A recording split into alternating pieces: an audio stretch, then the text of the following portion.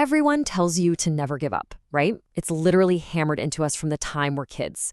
But what if the exact thing you are refusing to give up on is slowly, quietly wasting your life? Or, on the flip side, what if you're on the verge of throwing in the towel right before things would have finally clicked into place? Welcome to This Explainer. Today, we're going to dive deep into the psychology and the hidden strategy of quitting. We're going to totally shift our perspective on what it actually means to walk away. So that brings us to the central, most agonizing question we're exploring today. How do you actually know whether you should keep going, or if it's time to walk away? How can you tell the difference between giving up too soon and staying way too long? Let's kick things off with Section 1, the cult of persistence. Okay, let's be honest. Society absolutely loves a good story about grit. We romanticize the hero who just keeps taking hits and eventually wins against all odds. And because of writers like Napoleon Hill, we've been culturally conditioned to believe that persistence is this ultimate, unquestionable virtue, that failure simply can't compete with someone who refuses to quit. But here's the reality.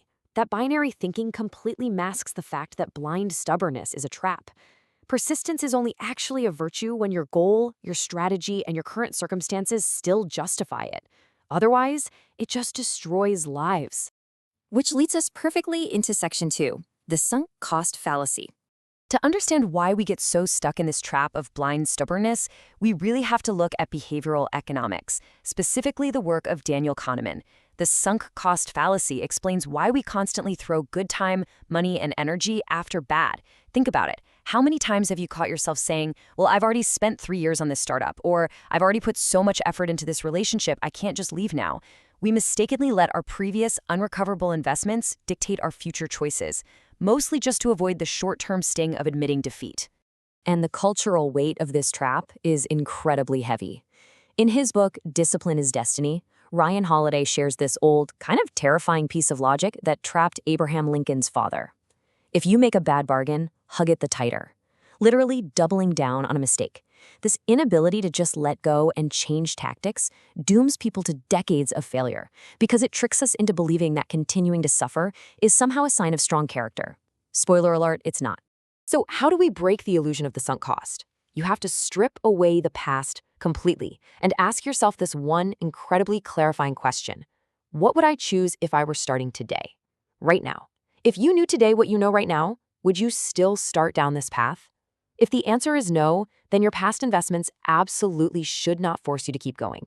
All right, Section 3, deciding under uncertainty. Once we clear away all that baggage from our past biases, we need a new framework. And for this, we're looking at the insights of decisions strategist Annie Duke from her book, Thinking in Bets. Duke teaches us that we live in a wildly unpredictable world. Because of that, we have to separate the quality of our outcome from the quality of our initial decision. Just because something failed doesn't automatically mean deciding to try it was the wrong move at the time. And just because you're struggling right now doesn't mean your entire strategy is flawed. We really have to embrace the phrase, "I'm not sure." It sounds scary, but it's liberating. We need to stop viewing our career paths or our major life choices as these rigid, permanent identities. Instead, treat them as strategic bets. A good decision maker constantly updates their beliefs and their plans when new information arrives. If the facts change, your plan should change too. Moving on to Section 4, mastery versus stubbornness.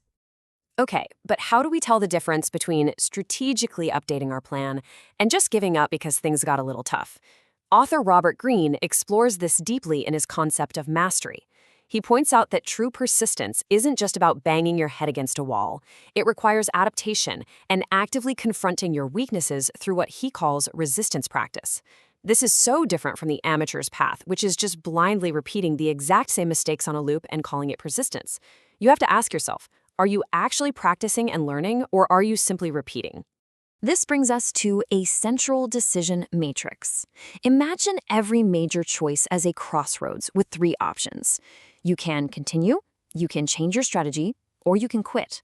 And listen, we have to completely remove the stigma from that third option. Quitting is a completely valid, highly strategic choice. Let's look at what happens when you do quit the conventional route in Section 5, the pathless path. Paul Millard wrote about this idea of stepping off the conventional track, and it perfectly illustrates how quitting is often a deliberate, positive choice rather than a failure. The default path keeps you trapped in this strict achievement narrative where you're constantly trying to prove yourself to other people. But opting into the pathless path allows you to step away from those default societal expectations. Now, it's not that unconventional careers are magically better for everyone, but leaving the default path creates the space for you to figure out what actually makes you feel alive. Doing this requires a ton of self-awareness. As Millard points out, saying no to obvious conventional opportunities is a massive act of self-definition. Quitting a route that looks great on paper is often the only way you can actively search for the work and the life that you genuinely want to stick with. So, let's make this actionable. Section 6, the quitting test. We've synthesized all of these concepts into a practical 7-point diagnostic framework that you can use right now. Take a second to really look at these first 4 questions. Are you stuck because the goal itself is wrong for you, or just because your current strategy is failing? What new data do you have today?